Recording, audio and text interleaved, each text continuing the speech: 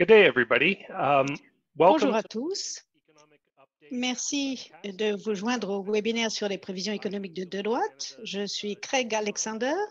Je suis économiste en chef de Deloitte Canada et conseiller exécutif au sein du cabinet. Et j'ai le plaisir de vous souhaiter la bienvenue à cette émission aujourd'hui. Aujourd'hui, nous allons vous donner un aperçu de la conjoncture économique dans laquelle nous allons probablement nous mouvoir et nous allons vous donner les aspects les plus importants de nos prévisions, de nos perspectives économiques qui viennent d'être publiées et nous prendrons un peu de temps pour répondre à vos questions par ailleurs. Donc, nous allons vous donner les principaux points. Pour ce qui est du programme, je vais vous donner les grands points de la conjoncture économique, vous brossez un tableau général, puis je passerai la parole à la co-hôte, Alicia McDonald, qui vous parlera de la prévision pour la province.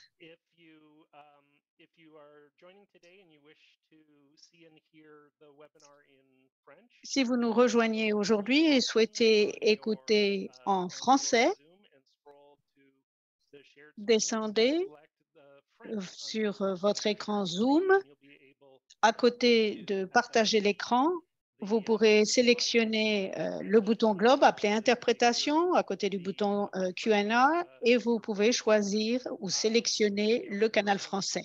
J'espère que vous entendez l'interprète français sans problème. N'hésitez pas à poser des questions à n'importe quel moment. Vous pouvez utiliser le bouton Q&A en bas de votre fenêtre Zoom et vous pouvez poser des questions sur n'importe quel sujet économique, la conjoncture économique et financière ou bien les perspectives, comme vous le souhaitez. Voilà, je vous propose de commencer très rapidement.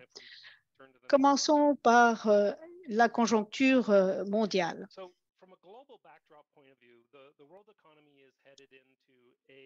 Globalement parlant, l'économie mondiale va enregistrer un ralentissement très marqué. On le voit avec les données sur la fréquence. Cette récession, toutefois, n'est pas complètement plate. Pour ce qui est de l'économie chinoise, par exemple, qui a été un moteur très puissant de la croissance économique ces dernières années au plan mondial, on voit qu'elle ralentit et que la hausse ne sera que de 2,5%. La croissance ne sera que de 2,5%.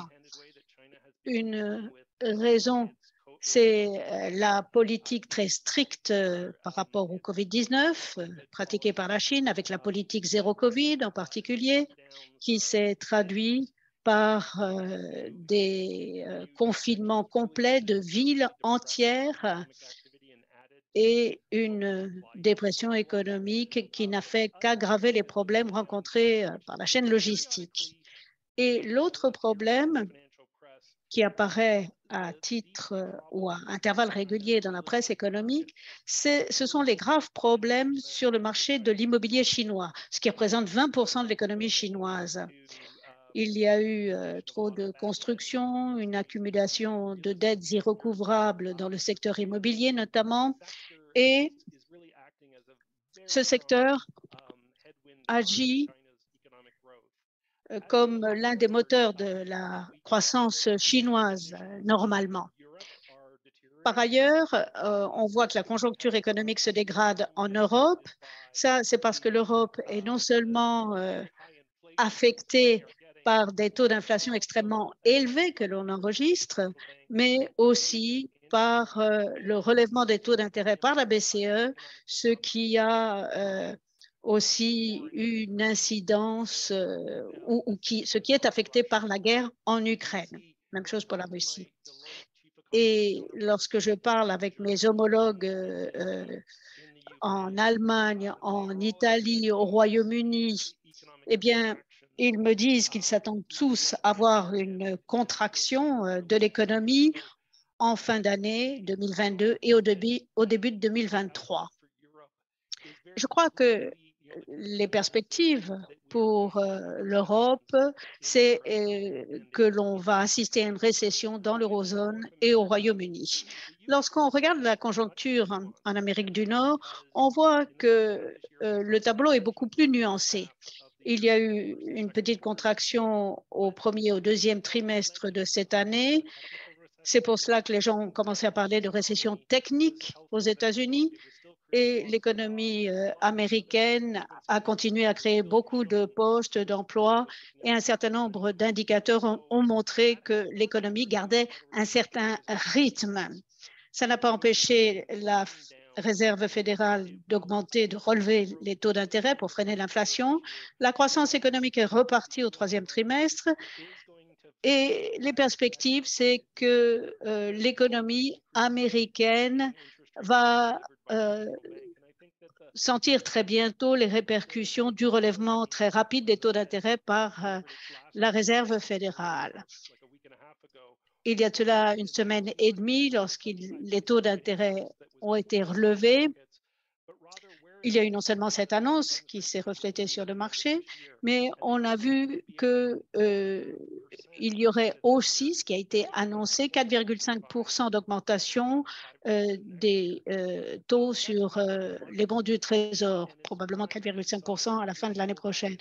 Et c'est plus que le marché attendait, ce qui va avoir des répercussions sur les marchés boursiers. Et avec ce type d'économie aux États-Unis, cela va se traduire par une certaine faiblesse au Canada à cause des liens commerciaux très poussés qui existent entre les deux pays. Lorsqu'on regarde l'économie au Canada, on voit qu'elle a enregistré une excellente reprise après la fin des confinements.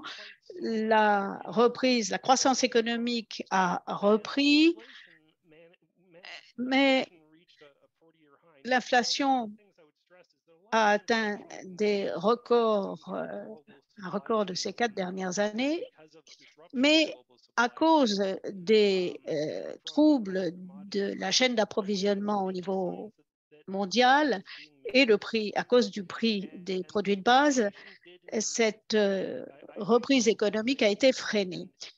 Il y a eu un pic de l'inflation et l'IPC de 7% maintenant pour les derniers chiffres. Et ces chiffres devraient baisser dans les jours qui viennent à cause des pressions sur l'approvisionnement, mais aussi à cause de la politique de taux d'intérêt. La Banque du Canada a augmenté de façon très agressive les taux d'intérêt et la rapidité de réaction était remarquable. La Banque du Canada a dit qu'elle entendait relever encore les taux d'intérêt au mois d'octobre et le taux overnight devrait être relevé à 3,5%. Alors, à partir de là, qu'est-ce qui se passe? Si la Réserve fédérale continue à pousser les taux d'intérêt à la hausse, il est probable que la Banque du Canada fera de même. Mais à mon avis, la Banque du Canada a déjà beaucoup fait pour alléger la pression sur les prix dans l'économie canadienne du point de vue de la demande. Et j'espère que la Banque du Canada ne continuera pas à avoir une politique aussi stricte au-delà du mois d'octobre. Nous pensons qu'elle devra s'arrêter, mais c'est un risque à la baisse pour nos prévisions si les taux d'intérêt continuent à être augmentés. Diapo suivante. Qu'est-ce que fait ce relèvement des taux d'intérêt? Eh bien, on voit qu'il y a eu une correction au niveau de l'immobilier au Canada, et puis cela prend un certain temps pour qu'un relèvement des taux d'intérêt se fasse sentir sur l'immobilier complètement. Et la faiblesse de l'immobilier canadien va se traduire par moins de dépenses de la part des consommateurs. On voit qu'il y a moins d'électroménagers, de meubles qui sont achetés, moins d'activités au niveau des rénovations résidentielles. Et pour ce qui est des consommateurs, ce qu'on va voir, c'est qu'il y a des achats de produits de consommation ou les automobiles, par exemple, qui vont ralentir dans les mois qui viennent. il y a une demande insatisfaite de services, par exemple les restaurants ou dans le secteur de l'hôtellerie. Et ce qu'on a vu, c'est que les Canadiens ne pouvaient pas beaucoup dépenser dans des domaines où ils auraient souhaité dépenser de l'argent pendant la pandémie. Et même si les prix ont augmenté pour ce type de service, ils sont quand même disposés à mettre la main à la poche parce qu'ils ont envie de sortir. Et par conséquent, les consommateurs vont probablement continuer à dépenser, mais les dépenses agrégées de la part des consommateurs vont ralentir. Et diapo suivante, on commence à avoir des préoccupations par rapport à la dette des ménages. Mais plutôt que de regarder le ratio par rapport aux revenus, le stock de la dette par rapport au flux annuel des revenus, ce qui est un chiffre assez terrible, il faut voir le coût du service de la dette par rapport à votre revenu. Donc, c'est le coût du service de la dette qui est important. Et le point de départ est assez faible. Au fur et à mesure qu'on avancera, le coût du service de la dette va augmenter parce que les taux d'intérêt ont été relevés, mais il faudra un certain temps pour que ça se fasse sentir. Et pour ceux qui ont un taux hypothécaire variable, ils vont le sentir tout de suite. Mais pour les autres, ils le sentiront lorsqu'il faudra renouveler leur hypothèque. Cela prendra par conséquent un certain temps avant que l'on ressente l'impact complet. Ce ne sera pas comme aux États-Unis en 2008. Je ne crois pas que les Canadiens vont perdre leur maison ou qu'il y aura des faillites. Non, ce sera un petit peu comme l'inflation. Le fardeau des intérêts liés au service de la dette va faire que les Canadiens auront moins d'argent pour d'autres dépenses. Mais il y a un certain nombre de choses qui compensent. Les Canadiens ont beaucoup épargné pendant la pandémie. Ils ne sont pas devenus frugaux, mais ils ne pouvaient pas dépenser les choses qu'ils auraient souhaité acheter. Ils ne pouvaient pas les acheter. Donc, les Canadiens ont économisé 20 à 25 milliards de dollars par an. Ça fait 360 milliards. Et une partie de ce tampon a été grignotée par une inflation très élevée, mais il y a quand même de l'épargne qui sert de matelas et c'est ce qui explique que les gens aient continué à dépenser alors que l'inflation, le taux d'inflation est supérieur au taux de hausse de leur salaire et ils continueront à puiser dans leurs réserves, dans leurs épargnes.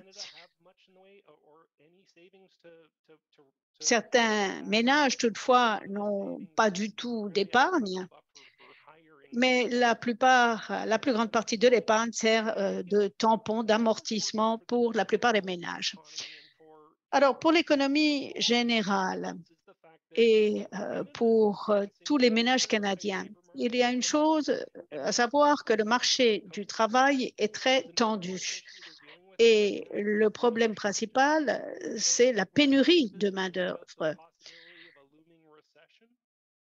Et lorsqu'on parle d'une possibilité de récession, on ajoute que les entreprises n'ont pas très envie de mettre à pied des travailleurs si cette récession ne va pas durer, parce que sinon ils auront du mal à réembaucher. Toutefois, si c'est plus long, ils n'hésiteront pas à le faire. Mais c'est le genre de communication qu'on entend aujourd'hui, à savoir si la faiblesse économique à cause des taux d'intérêt plus élevés au Canada et à l'extérieur, à l'étranger, se poursuit, il n'y aura pas forcément l'impact qu'on a vu dans des cycles passés sur l'emploi. Et ça, c'est bon signe pour les travailleurs. L'autre chose à prendre en compte pour ce qui est du profil de la croissance économique au Canada, pour avoir une bonne idée, il faut voir ce qui se passe au niveau des stocks. Au premier trimestre, 46 milliards de dollars de stocks ont été accumulés au premier semestre et ça, c'est du jamais vu. On n'a jamais accumulé autant de stocks en un seul trimestre dans le passé. Alors, il y a une demande étrangère plus faible qui l'explique, mais au fur et à mesure que la chaîne logistique se normalise, la demande a pu être satisfaite et lorsque les entreprises accumulent beaucoup de stocks, ils essaient de les écouler avant de repasser commande. Et ça, de fait, cela risque de freiner la croissance économique, même si je dirais que l'amélioration de la chaîne logistique me rend plus optimiste. Et je pense que l'inflation, en plus, baissera dans les mois qui viennent. Et en réalité, quand nous voyons si vous voulez, le panorama général, on se rend compte que ce ralentissement de l'économie mondiale va avoir un impact sur le commerce au Canada. Donc, on ne va pas avoir une augmentation des échanges commerciaux au Canada en dépit des espoirs. Alors, lorsque l'on rejoint les différentes pièces du puzzle, eh bien, on se rend compte qu'il va y avoir donc un relèvement des taux d'intérêt, qu'il va y avoir un taux d'inflation dont nous espérons qu'il va baisser progressivement. L'investissement dans l'immobilier va se contracter, il va y avoir un ralentissement. Et lorsque l'on met tout cela ensemble, eh bien, on voit se dessiner un panorama de contraction, si vous voulez. Et c'est ce qui se rapproche le plus de la définition de la récession. Cette faiblesse viendra de ces inventaires oscillants. Si le marché du travail reste tendu, pour l'instant, le taux de chômage est à 6%. Donc, s'il est tendu, si vous voulez, et s'il y a une augmentation du taux de chômage, eh bien, il y aura des conséquences. Pour l'instant, le marché du travail au Canada est relativement sain. Si les Canadiens continuent à avoir des emplois, les perspectives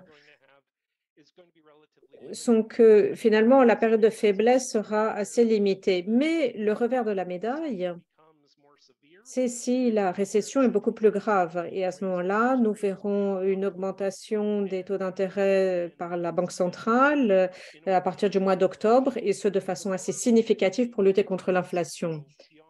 Et plus les taux d'intérêt augmentent, s'ils dépassent les 4%, eh bien, plus il existe un risque que cette récession douce devienne une récession accentuée. Et sur ce, je vais donner la parole à Alicia qui va nous faire une petite présentation des perspectives régionales.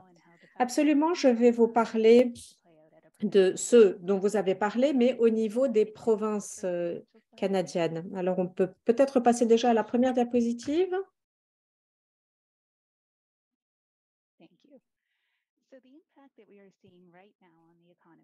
Merci. Donc, l'impact que nous voyons sur l'économie en raison de l'inflation et des taux d'intérêt, il se fait sentir surtout sur le marché immobilier. Maintenant, lorsque l'on voit ce qui se passe vraiment sur toutes les provinces, il y a des différences remarquables d'un bout à l'autre du pays. On voit par exemple en Ontario et en Colombie-Britannique, on voit un déclin. Le prix de l'immobilier est très élevé sur ces deux marchés et l'augmentation des taux d'intérêt signifie que peu de personnes sont en mesure de demander des prêts immobiliers dans ces provinces. Naturellement, ce phénomène existe dans l'ensemble du marché, mais il est beaucoup plus important dans ces deux régions, dans ces deux provinces. Pour l'instant, en Alberta, et au Saskatchewan, les choses vont beaucoup mieux. Le prix de l'énergie a été très élevé et cela signifie qu'il y a un ralentissement monétaire. Cela génère de la demande et cela a un impact sur la performance économique, à l'instar de ce que l'on voit dans les autres provinces. Deuxième région, ce sont ces marchés énergétiques tendus. Dans les trois autres provinces, nous voyons une récession en 2020 Il y a eu l'effondrement des prix des carburants et la pandémie. Mais ces trois provinces sont en phase de reprise. Ils ont un cycle économique qui leur permet d'avoir une petite augmentation de la demande, donc la récession est faible. Comme Craig l'a dit tout à l'heure, non seulement le marché immobilier a un impact direct sur l'économie, mais cela a un effet domino. Si le marché de l'immobilier est corrigé, cela va avoir un impact sur d'autres aspects du marché, donc sur d'autres secteurs. N'oublions pas non plus le prix de la dette. En Ontario, par exemple, on voit les taux d'endettement les plus élevés. C'est lié également au taux de l'immobilier, à l'augmentation des taux d'intérêt, et donc il y aura un impact négatif sur le prix de l'argent. Sur la côte Est et à Québec, les choses sont beaucoup plus gérables, mais cela ne signifie pas que nous n'allons pas voir un impact des taux d'intérêt sur le marché. Simplement, nous le verrons peut-être de façon amoindrie comparée à d'autres marchés comme celui de l'Ontario. Donc, il y a des provinces qui se trouvent dans une situation économique plus favorable que d'autres. Passons à la diapositive suivante. La pire récession est en général associée à une forte perte d'emploi parce que cela engrange un cycle de baisse de la demande. Maintenant, voyons la réalité dans nos provinces. Nous avons évoqué tout à l'heure un certain nombre de points qui sont valables sur toutes les régions. Ici, nous avons le taux d'emploi disponible dans la plupart des provinces. Et vous voyez de grandes différences. Par contre, vous voyez que dans toutes les régions, il y a un marché du travail tendu depuis 2 ans.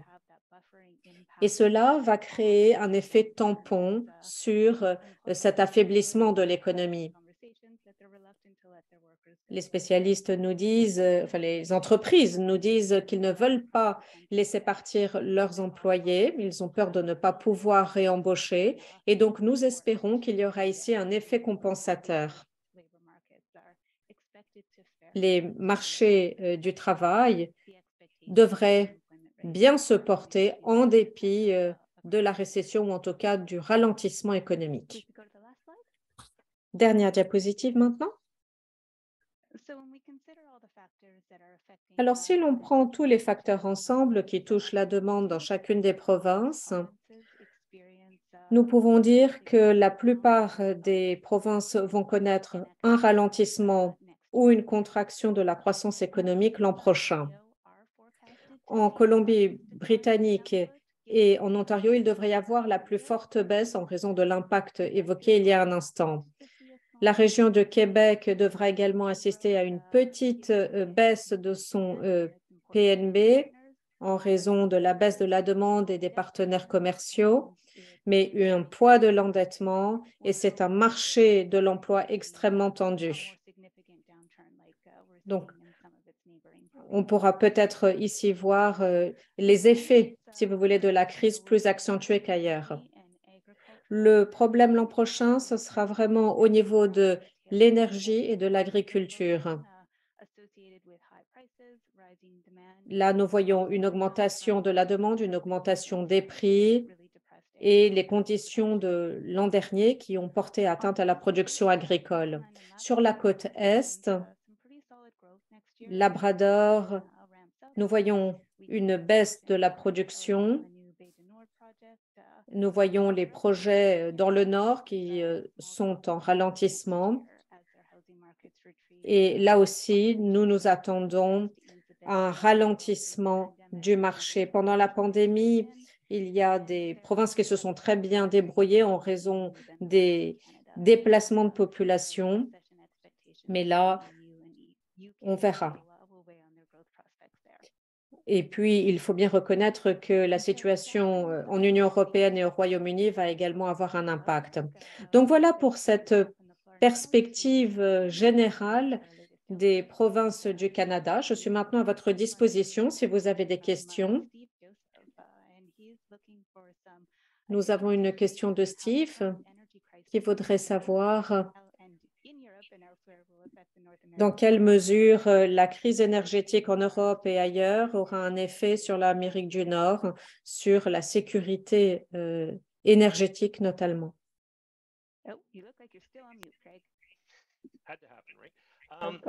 Craig est silencieux. Ah, il fallait que ça arrive, n'est-ce pas? Alors, les attentes à l'égard de la récession en Europe sont en grande partie liées à la crise énergétique qui se joue sur ce continent. Tout semble indiquer que nous allons assister à une augmentation élevée des prix de l'énergie tout au long de l'hiver et que cela va rendre le logement plus cher. Cela va affaiblir l'économie du continent, cela va contribuer à la hausse de l'inflation et donc également au chômage. Donc, cette crise économique et cette crise énergétique est véritablement au cœur de l'affaiblissement économique de l'Europe. Et ici, en Amérique du Nord, naturellement, nous sommes touchés par ce qui se passe en Europe, mais de façon différente. C'est-à-dire que d'abord, il y a la question commerciale. Ça peut être, par exemple, les entreprises canadiennes et américaines qui vendent en Europe ou les entreprises européennes au Canada. Et s'il y a un affaiblissement de la demande européenne pour les produits de l'Amérique du Nord, la faiblesse de l'euro et la force du dollar vont également avoir un rôle à jouer. Cela va rendre nos produits plus chers pour les Européens. Donc, nous voyons ici qu'il y a deux éléments à prendre en compte. Il y a une baisse de la demande pour nos exportations et une condition énergétique, et cela va toucher directement notre économie.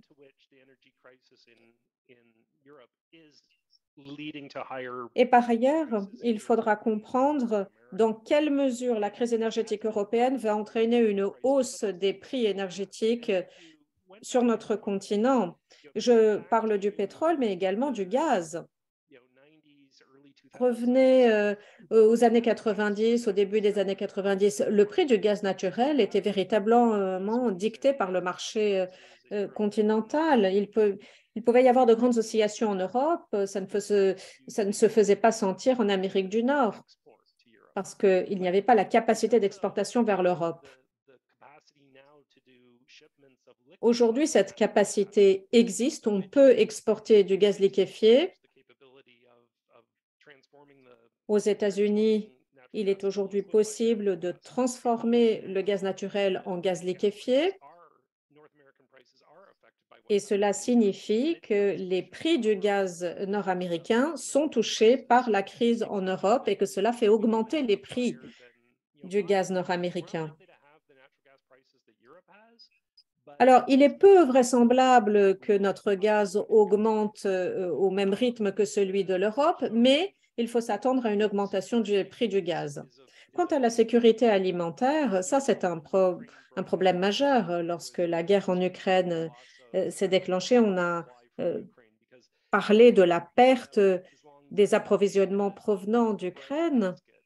On a toujours dit que l'Ukraine, c'était vraiment le grenier de la région.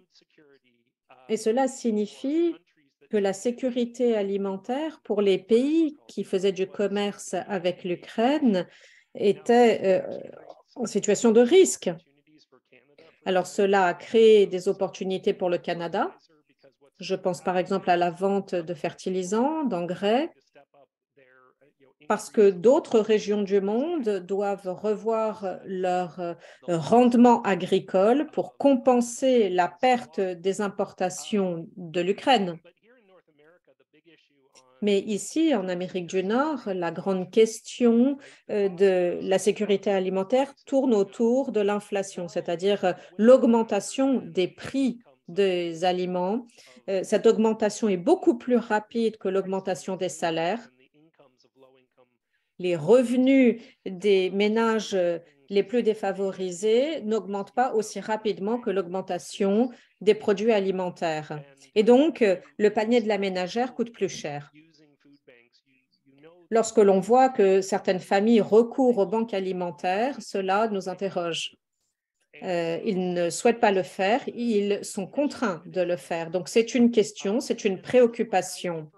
Et c'est à ce titre que je ne suis pas d'accord avec un certain nombre d'économistes qui qui critiquent, si vous voulez, la politique menée par le gouvernement fédéral.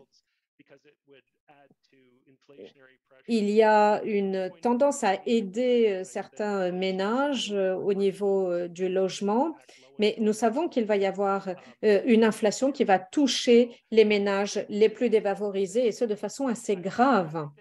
Et donc, je pense que ces ménages vont avoir besoin d'une aide supplémentaire de la part des gouvernements au cours de cette période. Et si cela signifie que la Banque du Canada doit faire un effort supplémentaire, eh bien, c'est à mon sens ce qu'elle devra faire pour soutenir les revenus. Je pense que le prix à payer ne sera pas très élevé s'il s'agit de garantir la sécurité alimentaire. Alicia, nous avons ici une question sur le poids de l'augmentation des prix sur le marché immobilier. Alors, à Alberta par rapport à Ontario, qu'est-ce que vous pouvez nous dire sur ces deux régions? Très bonne question. L'une des choses que nous avons vues ces derniers trimestres, ce qui a appuyé la croissance économique en Alberta, c'est qu'on a vu beaucoup de migration de l'Ontario vers l'Alberta, par exemple, justement du fait de l'accessibilité des prix de l'immobilier. Beaucoup de gens ont déménagé. On voit que les prix ont bougé, ils sont retombés. Et malgré cette poussée démographique, comme on l'a dit tout à l'heure, le marché en Alberta continue à être relativement bon du point de vue du nombre de transactions, notamment. Il y a un certain nombre de facteurs qui interviennent sur le marché immobilier au niveau national qui commencent à se faire sentir aussi en Alberta. Il n'y a pas seulement la Colombie-Britannique et l'Ontario. On voit qu'il y a un impact sur le marché immobilier en Alberta aussi du fait du niveau des taux d'intérêt. Cela dit, la correction au niveau du marché de l'immobilier ne va pas être très important à baisser et en Ontario à cause de ces mouvements migratoires. Et c'est probablement ce qui aura le plus grand impact sur les prix du logement dans ces provinces. Alors, n'hésitez pas à utiliser la fonction questions-réponses de Zoom. Tapez vos questions. Vous pouvez poser toutes les questions que vous voulez. Nous essaierons d'y répondre. Tout sujet économique ou financier, toutes questions que vous pourriez avoir, nous les prendrons. Quelles sont les perspectives pour le Canada pour les 5 prochaines années? C'est une très bonne question parce que nous nous concentrons sur le court terme. Et pour les 12 prochaines années, il y a un risque de récession pour l'économie canadienne. Mais si on prend un horizon à 5 ans, par exemple, eh bien, il faut bien voir que ce dont on parle, c'est effectivement, il pourrait y avoir un changement de cycle économique, mais en général, une récession, c'est 3 trimestres. Lorsqu'il y a une récession, eh bien, il y a un renversement des politiques, les taux d'intérêt baissent, il peut y avoir des incitations budgétaires, etc. Et s'il y a une récession, les pressions inflationnistes vont disparaître très vite. Les entreprises n'augmentent plus leurs prix pendant une contraction économique. En fait, ils commencent plutôt à offrir des réductions, des discounts pour faire bouger leur stock. Et les banques centrales savent lutter contre l'inflation une fois qu'il y a une contraction économique. Peu à peu, l'inflation disparaît. Et c'est là que le cycle reprend à la hausse. À ce moment-là, il y a reprise, redressement, expansion. Et sur une période de 5 ans, Si je pensais du point de vue des entreprises, si j'étais à la direction et que je préparais un business plan, eh bien, pour les prochaines 5 années, je m'attendrais à une croissance économique modérée avec des risques de baisse, mais le rythme de la croissance économique sera probablement au Canada légèrement inférieur à 2% parce que c'est ce que l'économie peut supporter du fait du rythme de la main-d'œuvre, où il y a une immigration qui est étayée par une immigration très forte, et la productivité du Canada. Et je crois que le pays aura à relever un certain nombre de défis à moyen terme pour avoir des performances encore meilleures ces 5 prochaines années. Du point de vue de la compétitivité, le Canada doit apprendre à devenir plus concurrentiel. Nous avons besoin de davantage d'investissements, notamment dans la productivité, dans les machines, les équipements qui améliorent la productivité.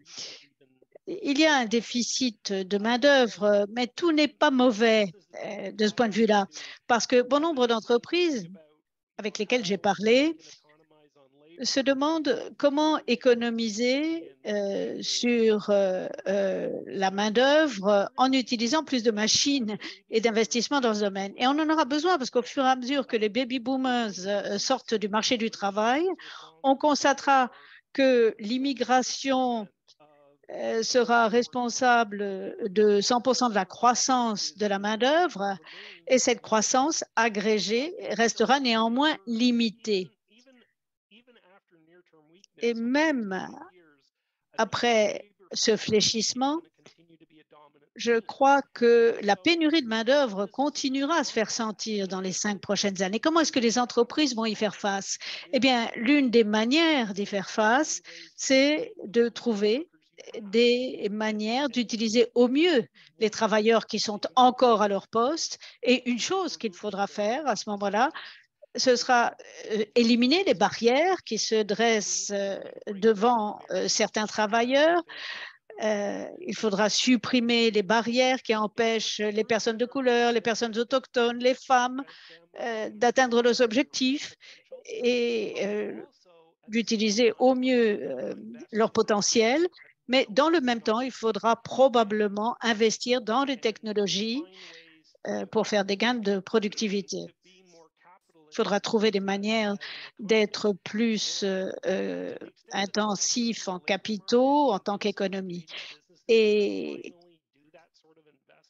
si les entreprises se décident à faire ce type d'investissement, finalement, si on y arrive, eh bien, ce sera grâce au déficit actuel de pénurie, enfin au déficit de main-d'œuvre.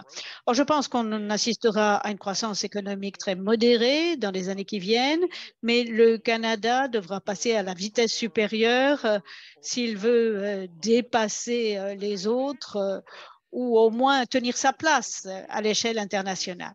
Parce que certains des défis que nous devons relever, c'est que ces dernières années, le Canada est apparu comme un endroit où il est difficile de faire des affaires. C'est un pays où il est très facile de démarrer, de créer une société. On est numéro 2 ou 3, je crois, au monde. Mais pour ce qui est du développement des sociétés, nous sommes 16e seulement. Et la compétitivité du point de vue réglementaire, à ce moment-là, le Canada perd beaucoup de place.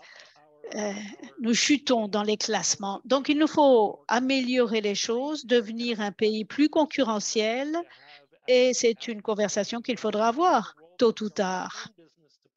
Et je pense qu'il y a un rôle là pour l'État et pour les entreprises pour pousser le Canada à davantage de compétitivité. Alors, il y a d'autres questions qui sont en train de nous parvenir. Il y a une question ici, Alicia, sur l'impact des disparitions de postes de travail en Ontario. Oui. Ah oui. Dans les startups, chez les consultants et dans la tech. Très bien. Donc, On pense qu'en Ontario, il y aura une récession un peu plus marquée que dans d'autres provinces. Pour ce qui est du marché du travail, l'impact sera un peu plus marqué. Le taux de chômage est de 6% au Canada au troisième trimestre. On attend 6,7% en Ontario pour la même période. Et nous n'attendons pas qu'il y ait une grande destruction de postes de travail dans toute l'économie canadienne. Et ces pertes se feront sentir plutôt dans les secteurs qui sont le plus frappés, l'immobilier, les courtiers, un petit peu le bâtiment, dans la grande distribution, dans la mesure où il y aura moins de demandes pour les produits de consommation. Pour ce qui est de la fonction publique, l'éducation, on a vu une certaine reprise en Ontario. Il y aura peut-être certaines destructions de postes de travail pour ce qui est des emplois de consultants. Il y a eu une diminution de la demande de ce type de service. Mais le marché est extrêmement tendu et comme on a du mal à recruter dans ces domaines, de façon générale, on ne licencie pas ce type de travailleurs. Et ce sont des secteurs qui seront probablement très résilients dans les années qui viennent. Il y a toute une série de questions qui sont liées à la pénurie de main-d'œuvre, à l'absence de travailleurs. L'équipe consultative économique a préparé quelque chose sur ce sujet. Parce que si j'ai 3 clients qui me posent la même question, eh bien, moi, je sais qu'il faut que je prépare une réponse. Donc, nous avons préparé une note pour dire où sont passés les travailleurs, où sont-ils allés.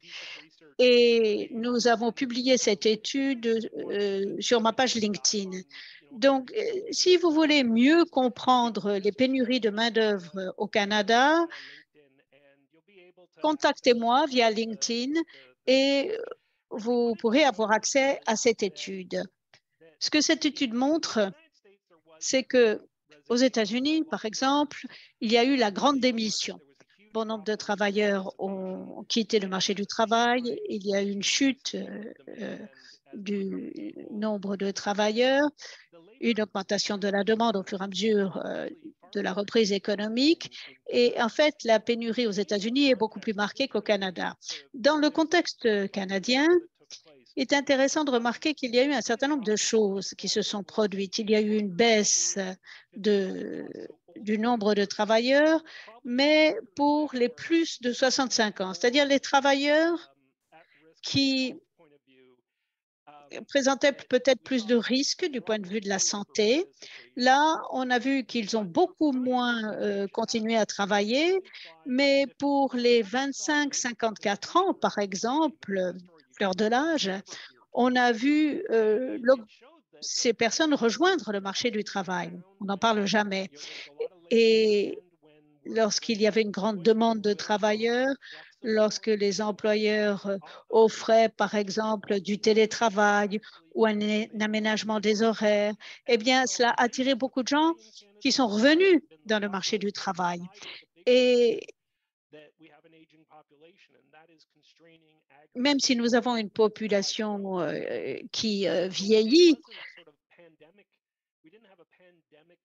on ne peut pas dire que nous ayons eu un problème d'offre de travailleurs lié à la pandémie, si ce n'est qu'il y a eu un certain nombre de plus de 65 ans qui sont partis à cause des risques sanitaires.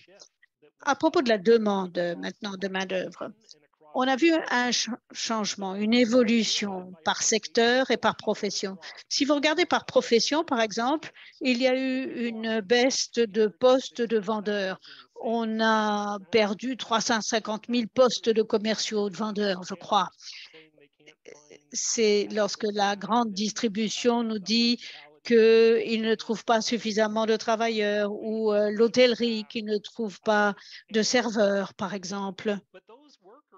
Mais ces travailleurs, en fait, ont pris un job ailleurs et la création d'emplois a été très forte. On a vu des postes à plein temps être créés avec un bon niveau de rémunération.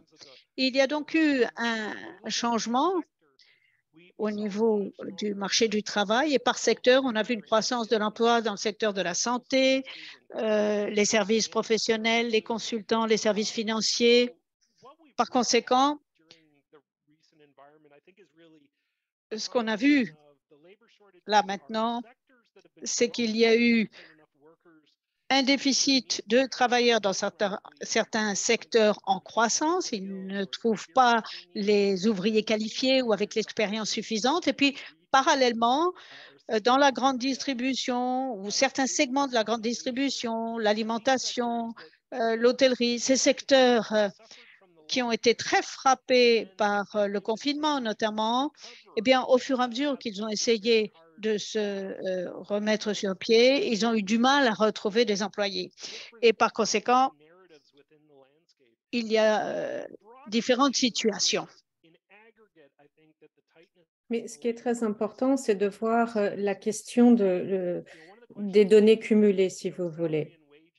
Bon, il y a la question des salaires, des rémunérations, qui vont peut-être créer une pression sur l'inflation. Mais quant à moi, les salaires ne sont pas la cause première de l'inflation. En réalité, les salaires sont à la traîne par rapport à l'inflation.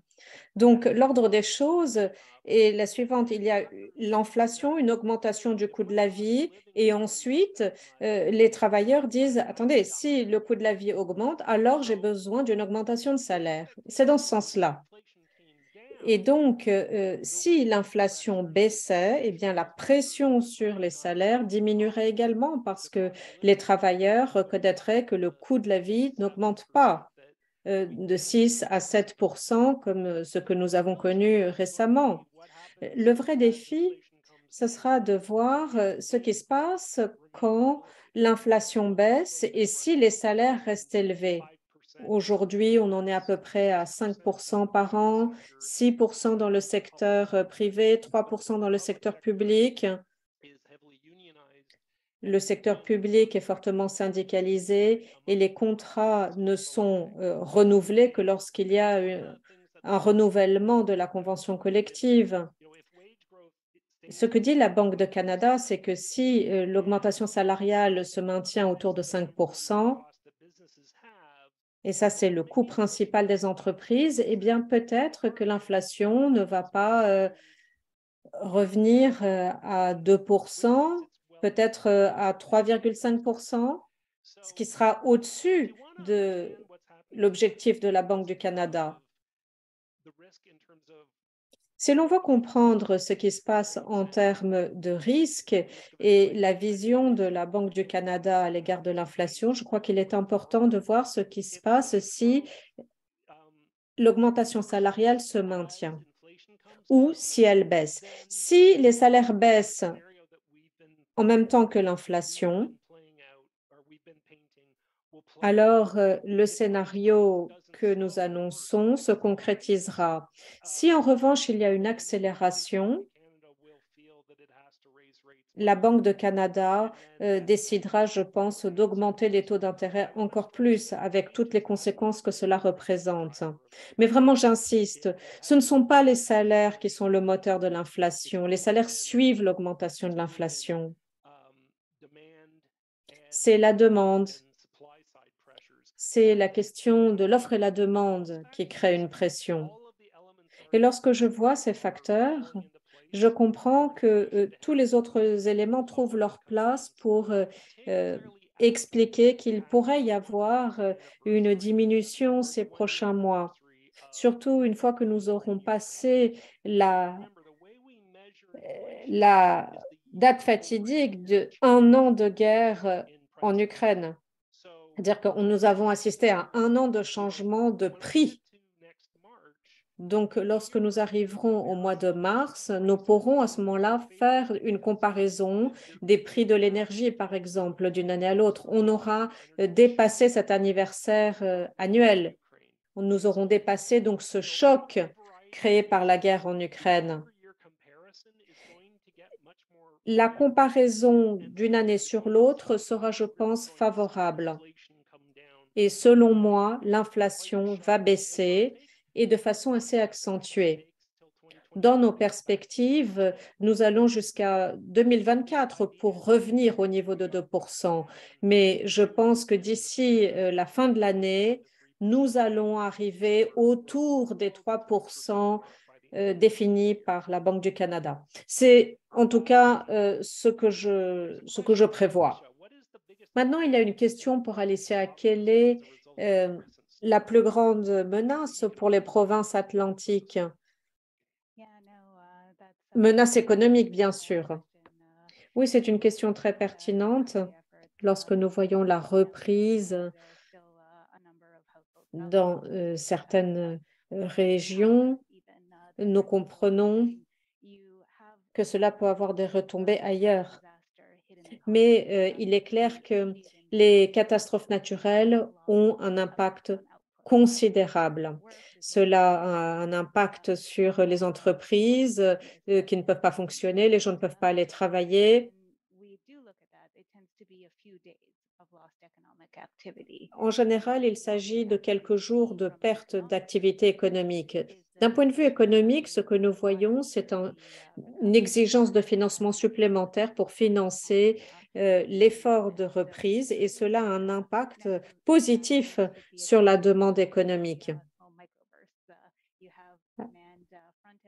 Lorsqu'il y a des catastrophes naturelles, il y a ensuite des petites poches d'activités économiques qui sont intéressantes avec une création de demande, avec une consommation qui n'aurait en réalité pas eu lieu. Mais le financement, lui, vient en général du gouvernement pour réparer les infrastructures perdues et cela crée aussi un impact positif. Alors, les plus grandes menaces sont sur la destruction du capital.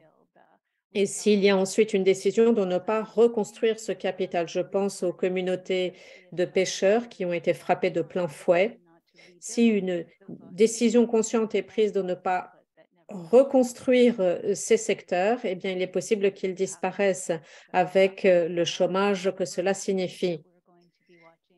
Donc, nous allons suivre de près un certain nombre de facteurs au fur et à mesure que la situation évolue. Nous attendons que l'ensemble du territoire reprenne son activité, donc récupère sa situation et sa santé. Nous avons également une question sur l'impact sur les investissements. Les perspectives sur le ralentissement de la croissance dans le monde signifient un ralentissement également de la demande pour les matières premières. Et cela signifie que les prix des matières premières vont baisser. Mais ce qui est unique dans le contexte actuel, c'est que nous avons eu le coût de la pandémie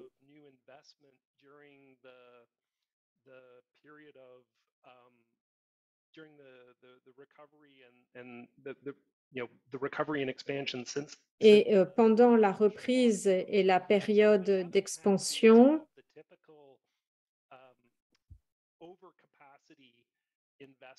nous n'avons pas pu avoir cette capacité d'investissement que nous aurions normalement dans un cycle économique. En général, ce sont des périodes qui suivent les périodes de ralentissement mondial. Au Canada, nous n'avons pas vu ces entreprises récupérer leurs capacités, leurs ressources comme elles avaient pu le faire dans le passé. Et lorsque l'on parle avec les stratégistes des matières premières, leurs prévisions sur les prix sont d'un maintien d'un maintien des matières premières bien au-dessus des niveaux classiques que l'on attendrait dans un cycle économique. Lorsque la croissance mondiale baisse autour de 2%, bien cela correspond à peu près à une récession mondiale. Et dans une récession mondiale, il n'y a pas une contraction absolue. Il y a eu une contraction mondiale au moment de la Grande Dépression, pendant la crise financière de 2008-2009, il y a eu une petite contraction, et pendant la pandémie, il y a eu également une contraction. Mais en dehors de ces périodes, l'histoire de l'économie dans le monde n'indique pas de contraction. Donc, les cycles économiques ont des hausses et des baisses, mais pas réellement de contraction. Donc là, on vise à peu près 2%. Maintenant, du côté ressources, ce qui se passe au niveau des prix est affecté par ce qui se passe sur le marché de la demande, mais également de l'offre. L'offre est également tendue. Donc, c'est l'offre et la demande, et les deux sont tendus. Et là, nous sommes dans le cadre d'un cycle. Et dans ce type de cycle, l'économie des matières premières est souvent plus résiliente. On le voit par exemple au niveau de l'énergie. L'OPEC, par exemple, est en train de freiner l'offre. Ils s'attendent à un ralentissement de l'économie mondiale, donc ils prennent d'ores et déjà des mesures pour essayer de contrôler la baisse des prix des carburants. Pour le zinc, le métal, l'aluminium, les métaux de façon générale, la situation est semblable. Donc ici, nous sommes dans un cadre cyclique un petit peu différent. Il y aura une demande mondiale modérée, mais il y aura des oscillations peut-être moins accentuées que dans le passé. Et donc, je pense que les économies de matières premières vont s'en sortir. Il nous reste quelques minutes à peine. Peut-être que le moment est venu de conclure, mais je vais encore répondre à une question qui me semble très importante. Quel serait le conseil que vous pourriez donner aux directeurs d'entreprise qui craignent la récession? Le tout premier conseil serait le suivant. On doit craindre la récession, mais la récession fait partie du cycle économique, donc inutile de la craindre. Tout leader, tout chef d'entreprise qui est sur le marché depuis 20 ans a déjà fait l'expérience de certaines récessions, des récessions de couleurs différentes, de saveurs différentes.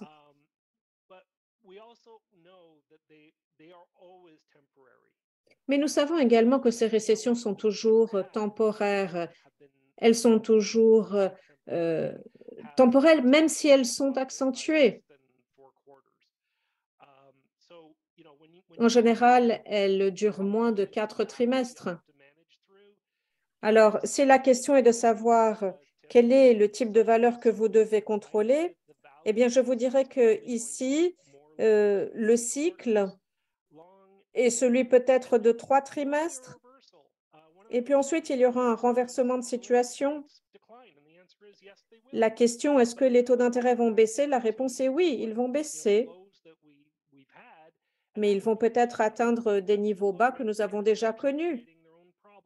Et cette baisse des taux d'intérêt ont créé leurs propres problèmes, comme des taux d'intérêt réévalués. Je pense que la Banque du Canada interviendra le moment voulu.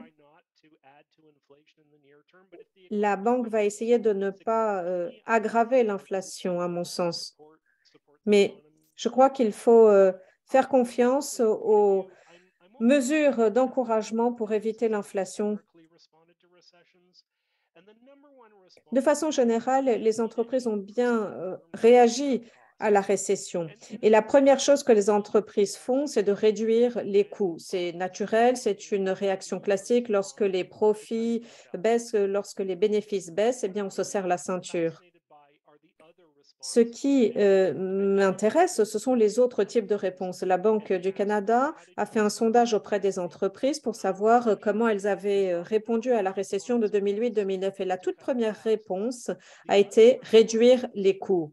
Mais les autres réponses a été investir dans les nouvelles technologies, rechercher de nouveaux marchés, investir dans d'autres talents, c'est-à-dire tirer parti de l'assouplissement du marché du travail pour recruter de nouveaux talents, chercher des partenariats stratégiques, chercher des opportunités pour diversifier l'activité. Si vous voulez, toutes ces réponses à la récession sont extrêmement constructives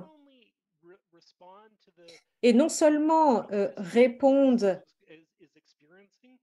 à la faiblesse que les entreprises rencontrent à un moment donné, mais permettent à ces entreprises de rebondir et de s'épanouir lorsque l'activité économique reprend.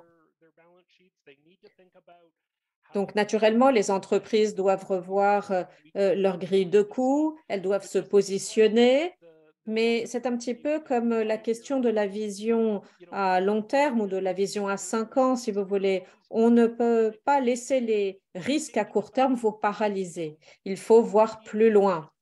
Réfléchir à moyen terme, c'est tout aussi important. Et il faut réfléchir où est-ce que l'on va investir et comment vous positionner en termes de reprise et d'expansion. Et ce, dans une optique d'une croissance à plus long terme. Voilà, je vous remercie de nous avoir rejoints aujourd'hui. Merci de votre attention. Si vous souhaitez d'autres actualisations, d'autres éclairages sur l'économie, n'hésitez pas à me suivre sur LinkedIn où je publie régulièrement des mises à jour, où je publie des indicateurs économiques, où je fais des commentaires hebdomadaires sur l'évolution économique et nous affichons également des études économiques. Et nous publions nos perspectives trimestrielles.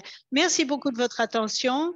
Et j'espère que le webcast d'aujourd'hui a été édifiant et utile. Merci. Merci à tous.